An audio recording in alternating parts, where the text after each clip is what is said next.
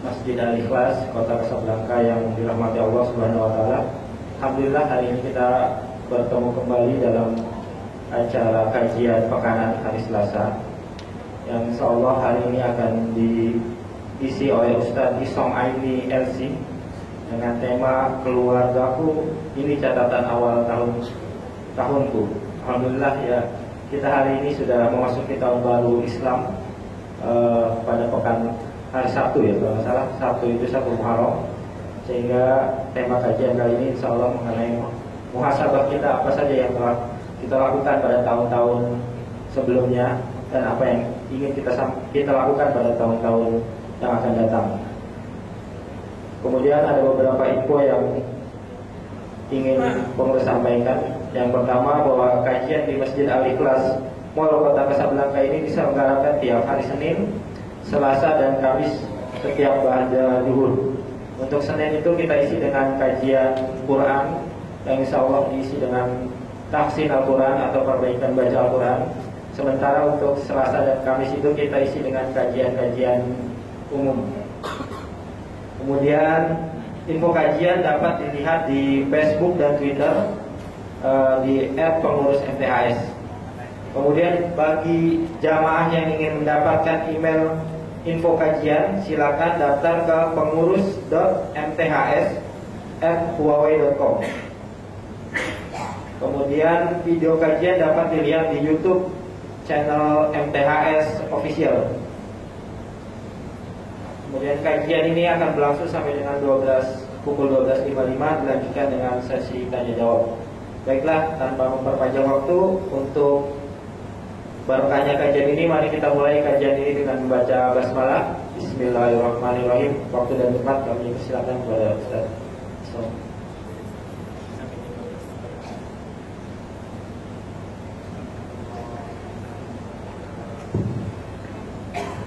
Bismillahirrahmanirrahim. Assalamualaikum warahmatullahi wabarakatuh. Alhamdulillahilladzi an'amana bi ni'matil iman wa a'azzana bil Islam wa razaqana bi ittiba'i sunnati rasulih alaihi salatu wassalam. Asyhadu an la ilaha illallah wahdahu la syarika lah wa asyhadu anna Muhammadan abduhu wa rasuluh la nabiyya ba'dah. Allahumma salli wa sallim ala Muhammad wa ala alihi wa ashabihi wa mawala ila qiyamis sa'ah. Amma ba'du. Ikhwan sekalian yang dirahmati Allah Subhanahu wa taala, alhamdulillah, puji syukur kepada Allah Subhanahu wa taala atas segala nikmat yang telah Allah berikan kepada kita, dan sekarang kita berada di tahun baru Islam, tahun 1436 Hijriah.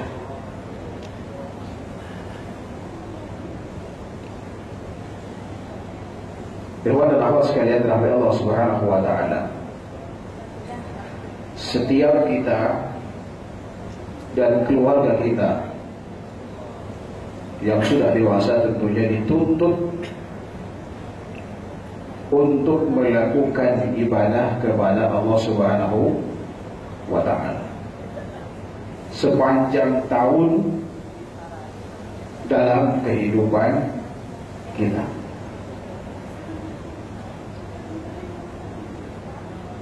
Dan itu merupakan tugas utama yang mesti dilakukan oleh setiap muslim.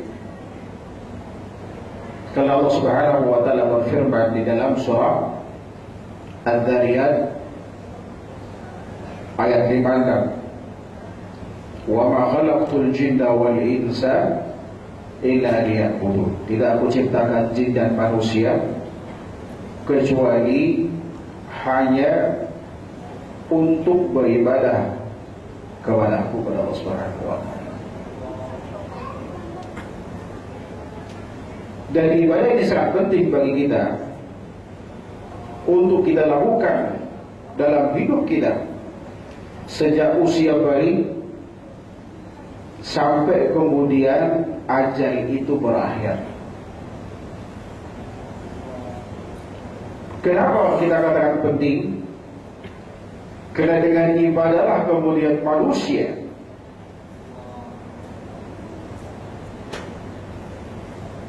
bisa meraih rahmat Allah Subhanahu wa ta'ala.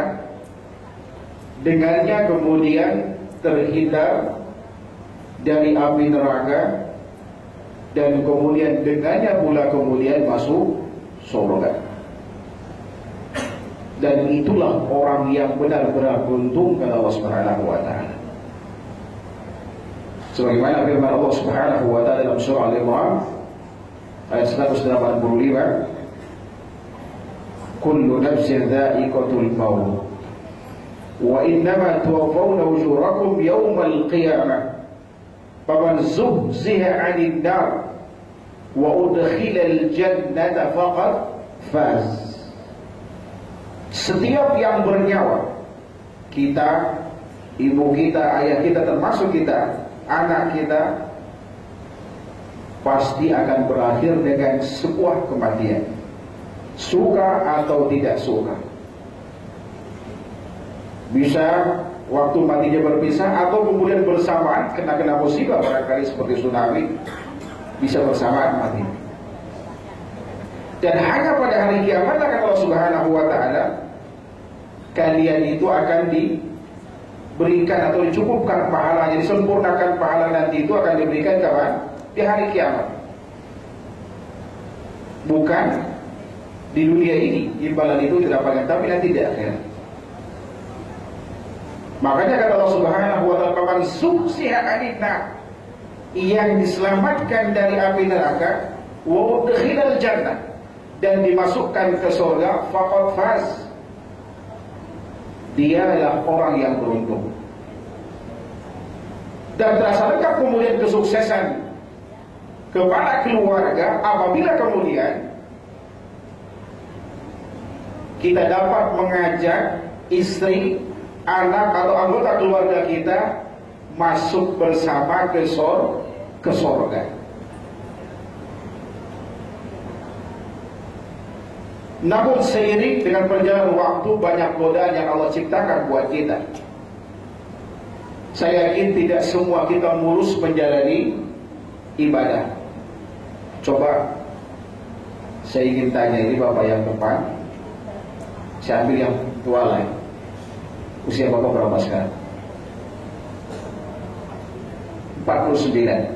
Usia baliknya kapan? Belum. Kita potonglah 15 tahunnya gampangnya.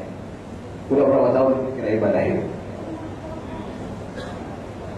49 dikurang 15 berapa? Hah? 34 tahun. Kira-kira kalau malaikat mau datang menjemput keluarga bapak dan bapak sekarang, kira-kira posisinya di mana itu, Pak? Di antara taman surga atau lubang api neraka? Kira-kira di mana kira-kira? Kan? Kalau dunia saya nggak tanya, mungkin bapak udah sukses. Akhirat nih, yang pasti berdekat kembali. Kira-kira di mana? Nggak usah bilang dosanya, tapi akhirnya kira-kira di mana, Pak? Belum sampai ya? Kira-kira mampir di lubang api neraka atau tempat surga? Neraka dulu kayaknya. Semuanya atau sebagian? Ini yang perlu kita renungkan mulai sekarang ini. Jangan kemudian kita sukses memberikan segala materi kepada keluarga kita, sementara akhiratnya kita abaikan. Bahkan kita proyeksikan anak kita, cucu kita itu bakal menjadi pemimpin dengan pemimpin perusahaan dan seterusnya. Tapi sholatnya saja diabaikan. Aduh, kesian dia masih kecil, baru kan 7 tahun, belum wajib dia sholat. Aduh, kesian kemarin baru dia terima kerja, sibuk sekali, dia nggak apa-apa lah, kemudian dia nggak sholat dulu. Nanti insya Allah suatu saat saya juga dulu, baru 40 tahun baru sholat. Ini kebanyakan orang kita seperti itu. Kalau bicara urusan akhirat, padahal kehidupan yang sebenarnya itu di dunia apa di akhirat? Hah? Di dunia apa di akhirat? Bagi seorang muslim adalah di akhirat. Karena dunia ini belum tentu jerih payah kita, hasil jerih payah kita itu bisa kita nikmati. Coba kalau bapak misalkan meninggal sekarang, harta yang bapak dapatkan itu milik siapa kira-kira? Hah? Ahli waris. Yakinkah istri bapak tidak nikah lagi? Hah? Ini gak pernah kita pikirkan. Kita habiskan waktu untuk mengumpul harta. Di saat sedianya kemudian kita menikmati harta itu, kita mati. Yang menikmati siapa? Pesaing kita. Kalau itu penting gak kemudian kita memperhatikan urusan akhirat itu? Sangat penting, bahkan lebih penting daripada dunia itu sendiri. Kalau kita renungkan setahun yang lalu, ya kan, tahun 1435, kira-kira lebih banyak maksiat atau tak yang bapak lakukan? Kira-kira ya. Hah? Bapak kira-kira? Hah? Banyak maksiat kira-kira. Kalau ditarik ke belakang lagi, seumur hidup dari 15 tahun sampai sekarang, banyak maksiat atau tak? Maksiat. Kalau mati kira-kira di mana, bro? Taman surga atau neraka? Hah? Ini yang tidak pernah kita renungkan. Taruhlah kemudian kita sekarang sudah menjalankan sunnah Rasulullah SAW minimal setahun yang lalu. Coba yang yakin masih utuh pahalanya. Hah? Yang yakin masih utuh pahalanya ngaco. Pahala sholat, puasa, ibadah semua pada coba ngaco. Enggak ada yang yakin. Yang yakin berkurang. Baru satu orang. Yang lain gimana? Bingung. Takut ketahuan. Ya mereka ini tawadu. Tahu warna duit. Ikhwan dan akhwat sekalian dirahmati Allah Subhanahu wa taala. Kalau kita lakukan renungan terhadap apa yang kita lakukan minimal setahun yang kemarin, atau kemudian dari usia 15 sampai detik ini, yakin kita menjawab ternyata masih lebih banyak maksiat dibandingkan. Bahkan andai kata barangkali kita lakukan ketaatan di tahun yang kemarin, siapa tahu kemudian kita melakukan perbuatan-perbuatan yang menjadi penghapus pahala kita. Ada penghapus pahala. Dalam hadis riwayat Imam Bukhari, Rasulullah pernah mengatakan, saya lupa ingat antara Bukhari dan Muslim hadis ini, dan ini jelas hadis sahih. Rasulullah pernah bersabda, "Atadruna man al-muflis?" Kalian tahu siapa orang yang bangkrut itu? Sahabat menjawab, "Qalu al-muflis fina man la dirham lahu wa la mata." Orang yang bangkrut itu, kata sahabat, ya yang enggak punya uang dirham, enggak punya bekal hidup. Lalu Rasulullah mengatakan, "Al-muflis min ummati ya'ti yawmal qiyamati bi salatin wa siyabin wa zakat. Wa qad syatama hadha wa qadafa hadha wa akala mala hadha wa safaka dama hadha wa daraba hadha." Orang yang bangkrut dari umatku itu nanti datang di hari kiamat membawa pahala sholatnya, pahala puasanya, pahala zakatnya. Ini pahala ibadah yang diterima. Coba yang yakin sholat diterima semua? Nggak yakin juga kan? Yang puasa diterima semua? Nggak yakin juga kan? Ini yang diterima ini. Dia datang membawa pahala sholat, pahala puasa, pahala zakatnya. Namun bersamaan itu sayang, kata Rasulullah, dia membawa dosa, mencaci maki, menghina orang lain. Coba lihat ngacung yang nggak pernah menghina orang. Coba. Atau yang kebiasaannya menghina orang. Ini petaka besar bagi kita. menuduh orang lain berzina. Ketika ada artis beberapa tahun yang lalu, ya kan, hamil diinformasikan baru nikah 3 bulan, hamil 4 bulan. Ibu-ibu di kajian heboh. Gimana hukumnya Pak Ustaz? Zina dong dia. Ngapain kalian sibuk?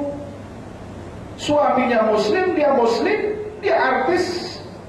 Itu bisa jadi kerjaan televisi, bisa jadi kerjaan dia mereka bersama untuk kemudian memberikan rating, ya kan? Dan prestis dia, popularitas dia. Sementara kita duduk ngaji di sini, bisa jadi pahalanya buat dia bisa masuk surga karena kita.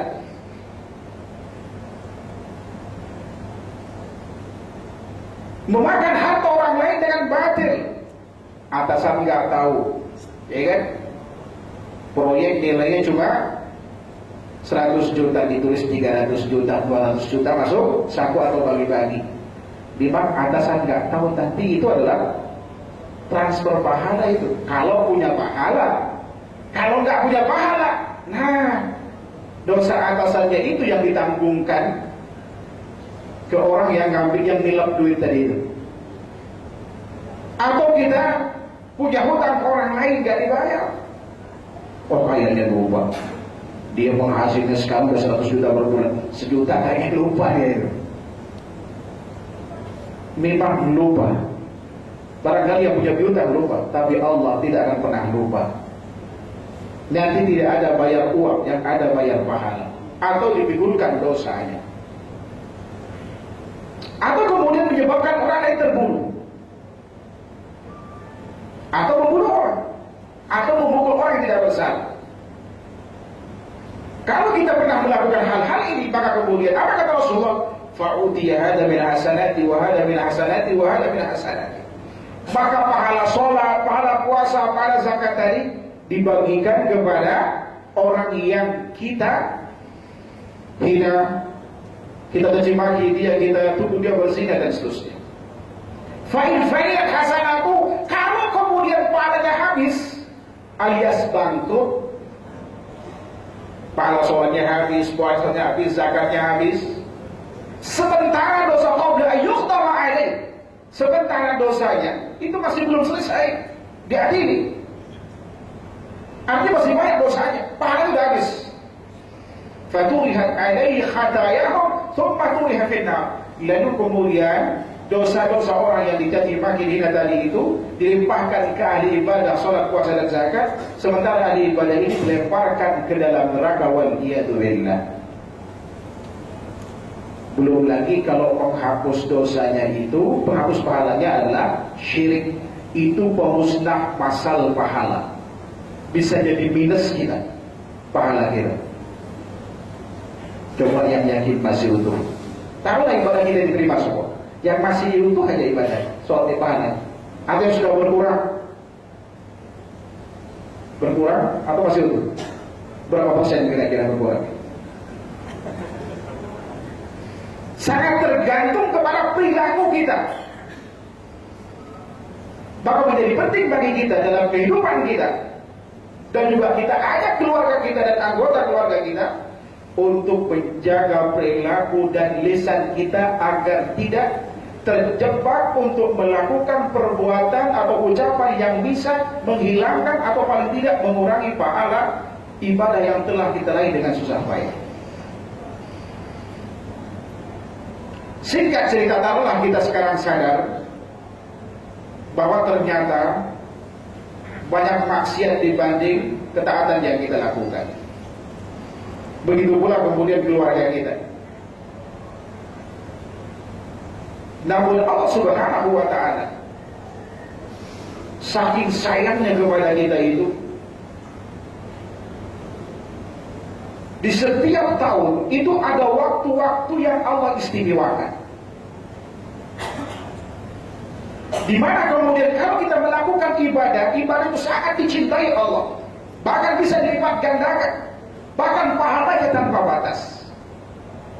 Kira-kira kalau kita dikasih kesempatan untuk melakukan itu dengan mengingat dosa maksiat yang kita lakukan, sementara pahala kita barangkali tidak cukup untuk menyebut nama Allah, Kira-kira kesempatan itu mau kita lewatin begitu saja atau kita ambil bagian untuk melakukan perbuatan itu?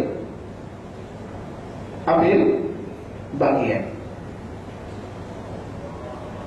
Mumpung sekarang ini kita berada di bulan Muharram, salah satu dari 4 bulan suci. Salah satu dari 4 bulan suci. Bulan suci itu apa aja? Dzulqa'dah, Dzulhijjah, Muharram, Rajab, Ramadan. Kenapa tidak?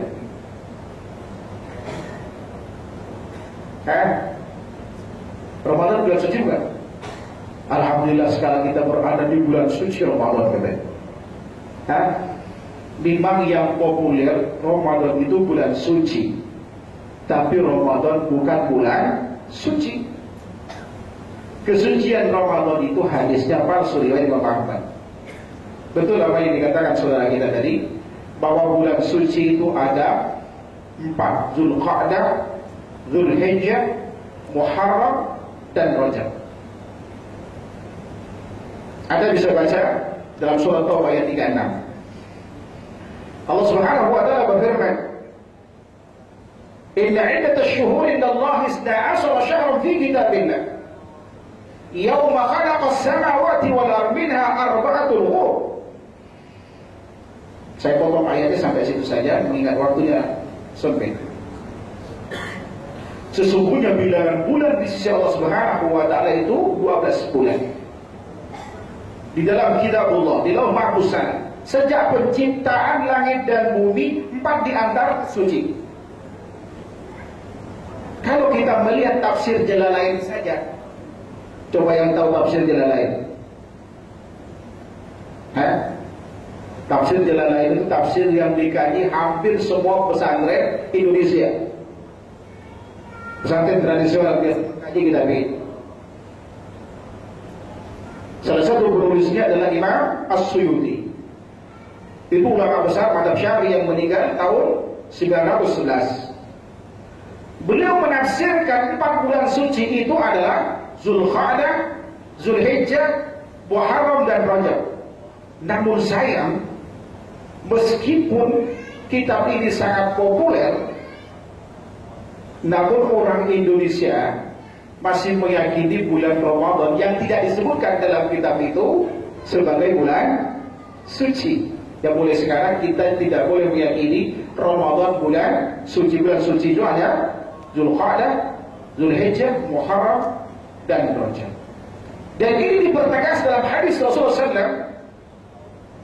Sebagaimana hadis riwayat Imam Ibnu Abi Hatim, namanya Abdul Rahman, dengan sanadnya sampai kepada sahabat kuliah Abu Bakrah dan Abu bin Umar. Beliau pernah berkata, "Qama Nabi sallallahu alaihi wasallam bi Aqabah, fajtama'a ilaihi an-nas min al-muslimin, masyaallah min al-muslimin, fajtama'a ilaihi masyaallah min al-muslimin." Ketika Rasulullah berdiri di Aqabah, lalu kemudian sahabat berkumpul, berbondong-bondong mendekati Rasulullah SAW. Bahkan Nabi SAW kemudian berkhutbah pada saat itu. Fa'asna 'ala Allah bima huwa ahlu, kemudian dia memuji Allah, menyanjung Allah Subhanahu wa taala dengan pujian-pujian yang pantas bagi Allah Subhanahu wa taala. Tsumma qala, lalu kemudian beliau bersabda, "Ya ayyuhan nas, inna az-zaman qad istadara fi hadha al-yawm kahayatihi yawma khalaqa as-samawati wal ardh." Wahai sekalian manusia, sungguh waktu itu berputar pada hari ini seperti kondisi semula diciptakan langit dan bumi. Lalu beliau membaca firman Allah tadi sampai pada firman-Nya, "Minha arba'atul hurum", 4 di antaranya bulan suci. Thalathatun mutawaliyah, 3 disebutkan secara berurutan, yaitu Dzulqa'dah wa Dzulhijjah wa Muharram wa ma baina Jamada wa Sya'ban. Dan 1 bulan lagi itu berada di antara bulan Jamadal Akhir dan bulan Sya'ban, yaitu bulan Rajab. Jadi bulan suci itu ada 4, Dzulqa'dah, Dzulhijjah, Muharram, dan Rajab. Secara umum Allah Subhanahu wa taala memerintahkan kepada kita di bulan-bulan yang 4 ini, bulan suci ini, untuk tidak menzalimi diri kita, dan diperintahkan kemudian kita untuk bertakwa kepadanya, karena sesungguhnya Allah Subhanahu wa taala, wa'lamu annallaha ma'al muttaqin, sesungguhnya ketahuilah sesungguhnya Allah itu bersama orang-orang yang bertakwa, di penghujung ayat atau bait 36 tadi. Kepada awas sekalian kepada Allah Subhanahu wa taala. Terkait dengan waktu saya tidak akan menyinggung keistimewaan semua bulan 4, hanya saya fokuskan pada bulan Muharram. Bulan Muharram ini salah satu dari 4 bulan suci yang diistimewakan Allah Subhanahu wa taala. Momen yang sangat tepat bagi kita untuk meningkatkan kualitas dan kuantitas takwa kita kepada Allah Subhanahu wa taala. Untuk kemudian menambal sulam kekurangan yang terjadi pada tahun-tahun sebelumnya, paling tidak tahun yang lalu.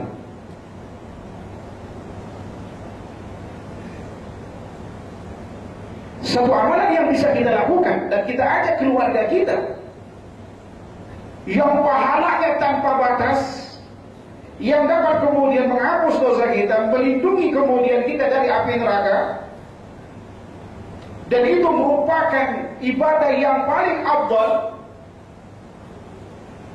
yang kita lakukan setelah Ramadan. Kira-kira ibadah apa itu?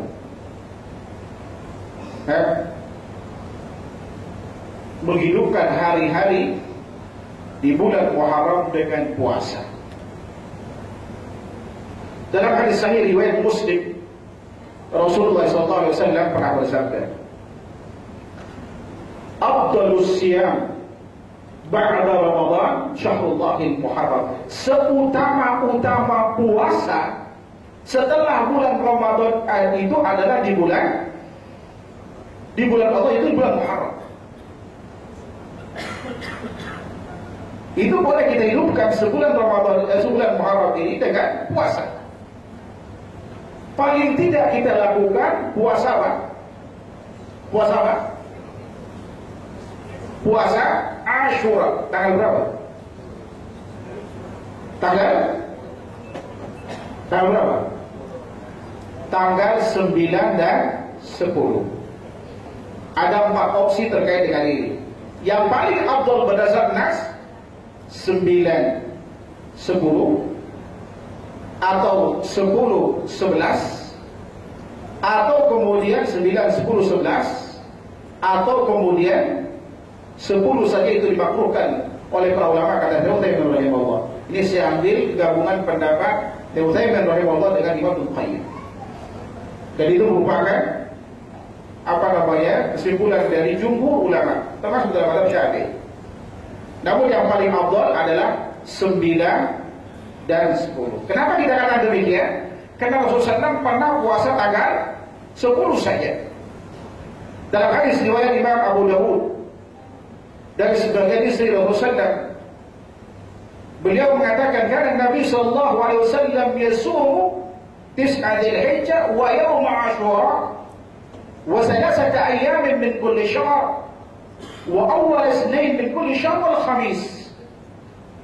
Adalah Nabi SAW puasa 9 hari di 9 hari di bulan Dzulhijjah, di 10 pertama yang dimaksud.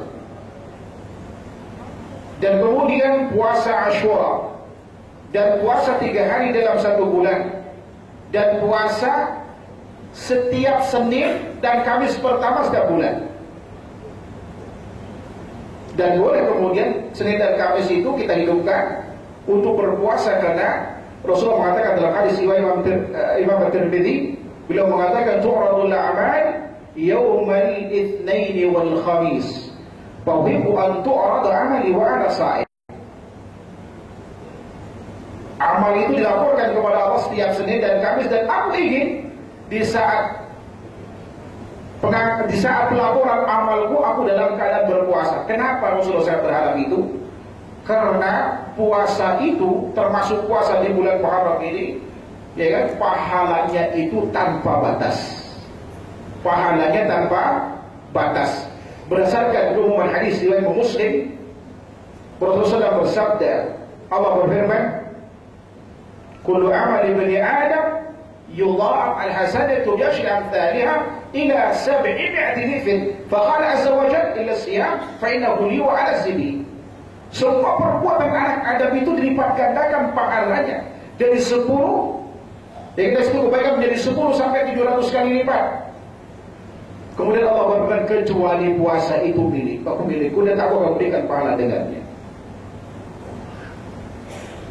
Jadi pahala puasa itu tanpa batas. Semua amal yang kita lakukan, pahalanya hanya dilipat gandakan dari 1 jadi 10 sampai 700 kali lipat. Kecuali puasa itu pahalanya tanpa batas. Kenapa? Kata Imam Ibnu Rajab Al-Hambali, beliau mengatakan karena puasa itu adalah kesabaran dan pahala sabar itu tanpa batas. Lalu beliau menyebut potongan firman Allah dalam surah Az-Zumar ayat 10, innama yuwaffas sabiruna ajrahum bighairi hisab. Hanya orang yang sabar yang akan diberikan pahala tanpa batas. Itu adalah Allah sekalian yang dirahmati Allah Subhanahu wa taala. Nah, jadi kita bisa hidupkan selama bulan suci Muharram ini dengan puasa. Paling tidak kemudian kita lakukan yaitu apa? Puasa Asyura yang Rasulullah pernah lakukan itu tanggal 10 saja. Namun menjelang akhir hayatnya beliau pernah bersabda, "Lau baqaitu ila qabil la sumanat ta'su'a."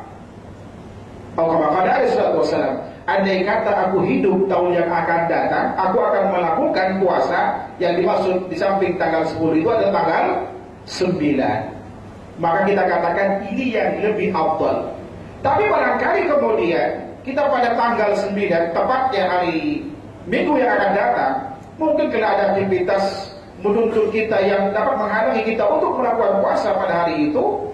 Bisa kita lakukan tanggal 10 plus tanggal 11. Untuk apa? Untuk menyelisihi tradisi ahlul kitab yang hanya puasa pada tanggal 10 saja. Ketika Rasulullah SAW pergi ke Madinah pada saat itu, menemukan orang Yahudi itu berpuasa. Lalu ditanya, kenapa kalian berpuasa? Kemudian mereka menjawab, inilah hari di mana Allah Subhanahu wa taala menyelamatkan Nabi Musa beserta Bani Israil, ya kan, dari kejaran apa? Fir'aun saat itu. Wujud syukur mereka, maka kemudian pada saat itu Nabi Musa bersama kaumnya berpuasa, dan kemudian itu diperingati oleh mereka dengan puasa setiap tanggal 10 itu. Dan Rasulullah berkata pada saat itu, nahnu ahqqu bi Musa minkum, kami lebih berhak mengikuti sunnah Nabi Musa itu daripada kalian. Namun ketika kemudian untuk menyelisih tradisi itu, maka Rasulullah SAW kemudian berharap supaya tidak menyerupai dengan apa? Tasyabuh dengan tradisi mereka. Maka kemudian Rasulullah berharap puasa tanggal 9 di samping tanggal 10. Awalnya itu wajib, namun ketika kemudian disyariatkan pada tahun 2 Hijriah itu disyariatkan Ramadan, maka kemudian Rasulullah mengasih opsi kepada sahabat, yang mau berpuasa silakan, yang mau tidak pun tidak masalah. Ini sangat tidak wajib, namun ditekankan untuk dilakukan. Kenapa? Karena Rasulullah ketika ditanya oleh seorang sahabat dalam riwayat Imam Bukhari, sebagaimana yang dituturkan sahabat kuliah Qatadah, beliau mengatakan tentang keistimewaan puasa Asyura itu adalah beliau berharap kepada Allah untuk menghapus dosa setahun sebelumnya. Di samping keistimewaan lain, di mana Rasulullah SAW pernah bersabda dalam riwayat Imam Ahmad, saya lupa antara Imam Ahmad dan Imam atau Tirmidzi yang di sini, lebih cenderung Imam Ahmad, bisa dicek kembali nanti hadisnya. Rasulullah bersabda, asyamu junnah wa hisnun hasidun bidatna. Puasa itu adalah perisai dan benteng yang sangat kokoh yang dapat melindungi seorang dari api neraka. Di samping berpahala besar, ada peluang ampunan dosa, kemudian kita tindarkan diri dari apa? Dari api neraka. Pertanyaannya adalah, apakah setiap orang yang berpuasa khususnya di bulan Muharram ini akan mendapatkan keistimewaan itu? Kira-kira gimana nih?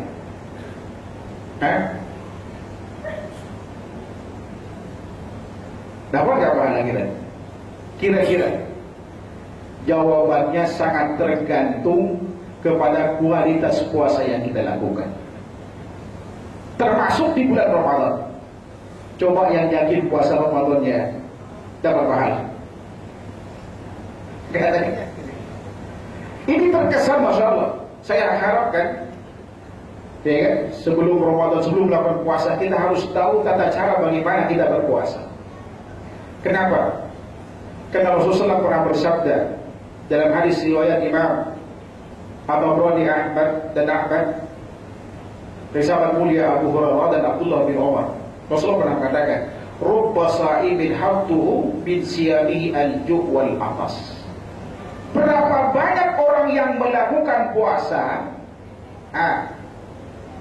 Berapa banyak orang yang melakukan puasa, tapi bagian dari puasa yang ia dapatkan itu tidak lain hanya sekedar haus dan lapar.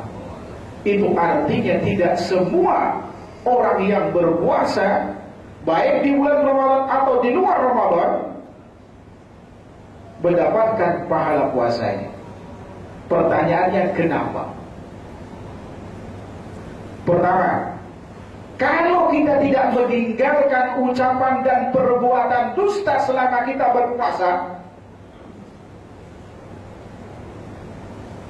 pastikan kita nggak dapat pahala dari puasa yang kita lakukan. Karena Rasulullah pernah bersabda, "Man lam yada qaul az-zur wal 'amal bihi, falaysa lillahi hajatu fi an yada'a ta'amahu wa syarabahu."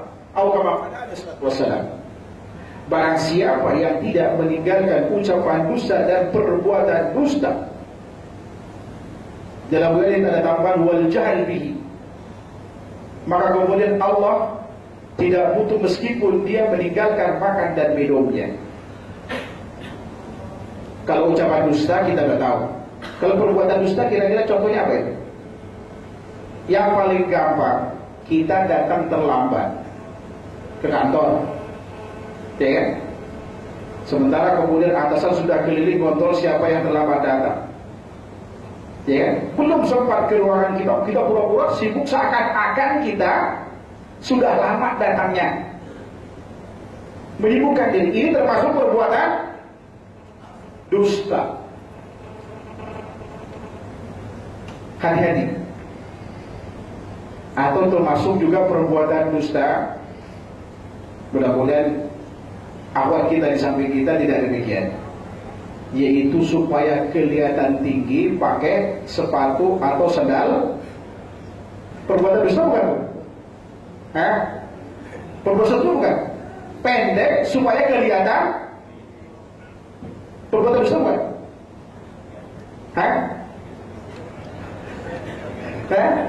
Perbuatan dusta bukan? Tidak. Kalau itu perbuatan dusta, bahaya.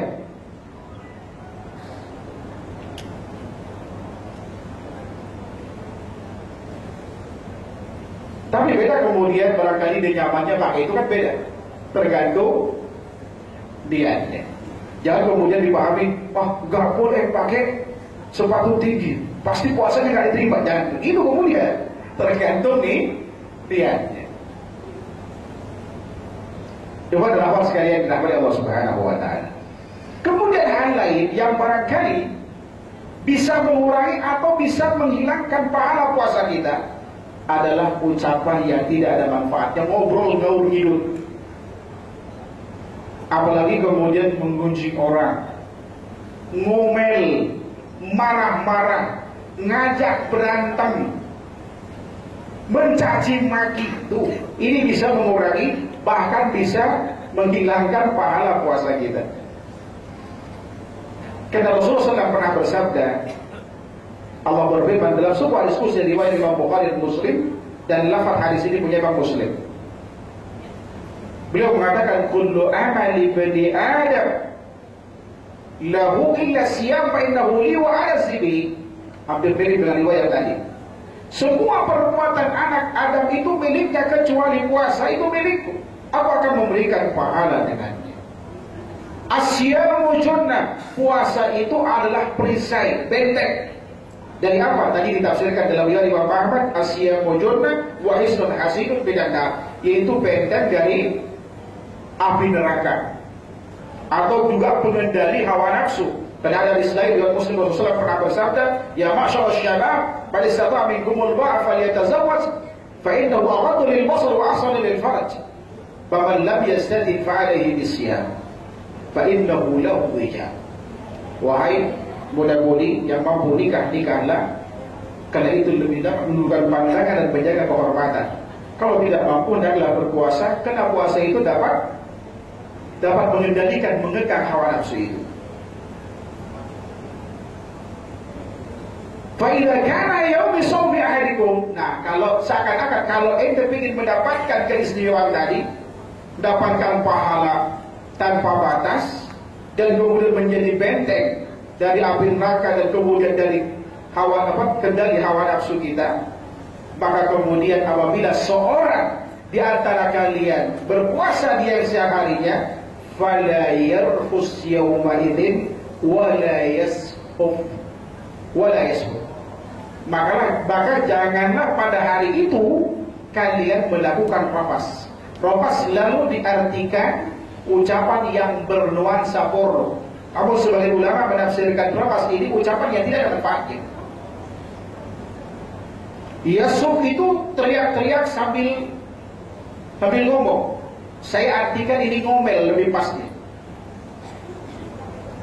Dan dalam riwayat lain disebut wal jahli, itu perbuatan yang sia-sia. Puasa main catur, puasa ngabisin waktu hanya main game, ya kan? Atau nonton bola, nonton sinetron dan seterusnya. Jadi perbuatan sia-sia. Kalau itu yang kita lakukan, paling tidak bisa mengurangi pahala puasa atau tidak mendapatkan pahala puasa sama sekali. Ya kan? Fa in syatamahu ahad, apabila ada orang yang mencaci maki kita, kalau syatama nggak pakai alif, ini indahnya bahasa Arab. Bahasa Arab itu apabila masuk ke dalam 3 huruf asli kata kerja itu akan berubah makna. Ada 6 huruf masuk ke sini, bisa berubah makna. Saya dulu ketika belajar bahasa Arab dengan ahli pakar bahasa dari Mesir, beliau katakan ketika satu huruf itu dimasukkan, dipecah, satu huruf itu dari satu kata, itu bisa pecah menjadi lebih dari 600 kata, 600 makna berbeda. Ini bahasa Arab. Dan itu bahasa paling sulit. Perhatikan redaksi di sini. Fa in syatama wahad, ya kan? Apabila kemudian ada orang yang mencaci maki atau beradu mulut, ngajak berantem mulut, kira-kira seperti itu lebih pasnya. Karena kalau dikatakan mencela atau mencaci itu katanya cuma menggunakan kata syatama. Ini syatama, ya kan? Ada unsur ngundang untuk kemudian memancing kita marah. Auqatalah, ngajak berantem fisik, cekcok mulut dan berantem fisik. Yang ngajak juga kalau sedang berpuasa itu mengurangi pahala puasanya, ya kan? Dan juga kita yang diajak berantem kalau meladeni itu juga bisa menghilangkan pahala puasa kita. Maka kita katakan falyakul, kata Rasulullah, hendaklah di saat itu kita katakan ini imru'un shaim. Mohon maaf mas, saya sedang berpuasa. Tapi bukan berarti, ya kan, saya sedang puasa Asyura sekarang. Kalau berantem tak malam aja. Bukan itu yang dimaksud dari sini. Ini mendidik supaya kita apa? Melatih hawa nafsu kita. Diharapkan puasa ini betul-betul menjadi apa? Menjadi kendali emosi kita, nafsu bicara kita, nafsu kemudian makan kita, nafsu birahi kita, nafsu amarah kita, agar kemudian pasca melakukan puasa itu kita menjadi pribadi-pribadi yang tadinya cenderung maksiat dengan lisan, ya kan, dengan perbuatan, kemudian menjadi orang yang taat. Itu yang diharapkan. Oleh karena itu, ikhwan dan akhwat sekalian dirahmati Allah Subhanahu wa taala, di momen Muharram ini mari kemudian kita hidupkan ibadah-ibadah sunnah, khususnya puasa itu, karena itu pahalanya tanpa batas. Bahkan suatu hari